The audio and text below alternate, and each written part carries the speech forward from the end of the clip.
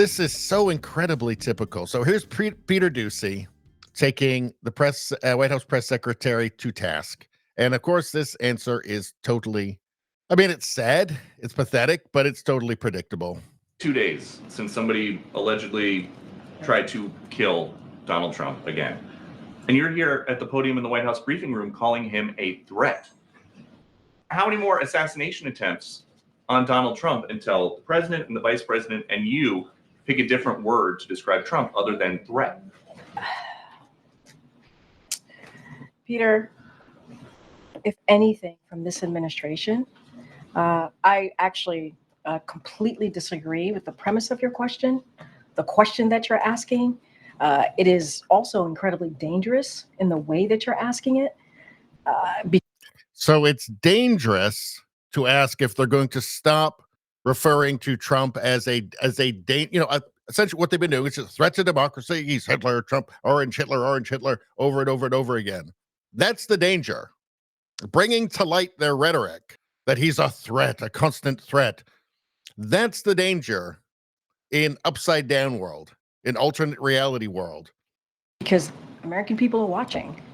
And to say that from an administration who has consistently condemned political violence, from an administration where the president called the former president and was grateful that he was okay, from an administration who has called out January 6th, called out the attack of Paul Pelosi, called out and said we need to lower the temperature after the Butler incident.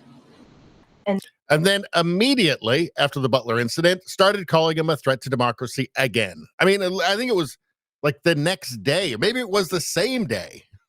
Now for you to make that kind of comment in your question, because your question involved a comment and a statement.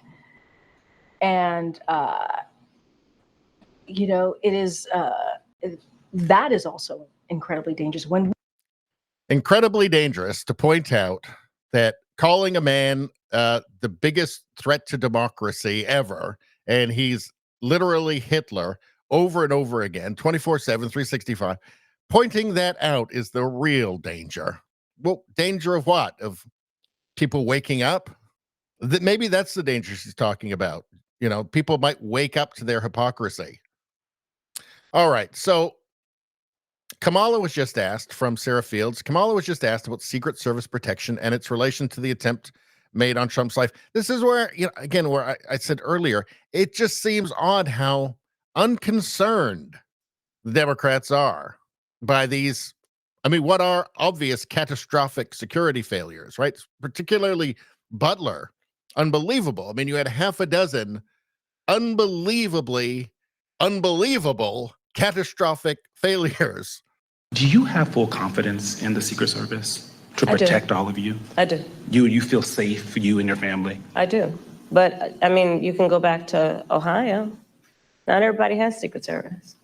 Yeah, the whole country doesn't have that. Not everybody everybody in the country doesn't have Secret Service protection. So that, I guess that is true. Like the Don't Say Gay laws coming out of Florida, members of the LGBTQ community don't feel safe right now. Immigrants or people with an immigrant background don't feel safe right now. Women don't feel safe right now. They just throw out this stuff that doesn't mean anything, right? And so, yes, I feel safe. I have Secret Service protection. But again, why? In the face of these catastrophic errors? Why do you feel safe? It's weird that you feel safe. Forget about the latest one, just the Butler one. You shouldn't be able to sleep at night. You should not feel safe being protected by an organization that is capable of 6-7 catastrophic failures at one event that almost cost Trump his life. You should not feel safe. Why do you feel safe? That's a weird thing. They just seem unreasonably unconcerned. All of them. All of the Democrats, except for a couple of exceptions, but almost all of them just feel really unreasonably unconcerned with these security failures, these catastrophic failures. It just seems weird to me, doesn't it? Doesn't it seem weird to you guys? But that doesn't change my perspective on the importance of. You know what? Before we listen to her finish off her completely meaningless statement, I just have to say, it almost seems as if Kamala has good reason to be confident that what's been happening to Trump, is not going to happen to her. And I personally just cannot imagine why she would think that. Of fighting for the safety of everybody in our country. Just zero content. She's just completely devoid of all content. Just nothing. It's just every time she speaks, it's the same nothing. It's just the same nothing. Well, women don't feel safe. What? Asking about the Secret Service protection. Do you feel safe in light of these catastrophic failures? Well, a lot of people in Ohio don't have Secret Service protection. Okay, so what? Just answer a damn question. Answer one question coherently, please. Just one answer for anything, please. This is like Trudeau. They're all the same. All of these far leftist politicians are all the same. They do the same shit. They never answer a question. They obfuscate everything. What does Trump want? Trump wants to close the border and he wants to drill, baby, drill. Everybody knows. Okay, those are two tangible things. Maybe you disagree with it if you're crazy. Again, it's weird.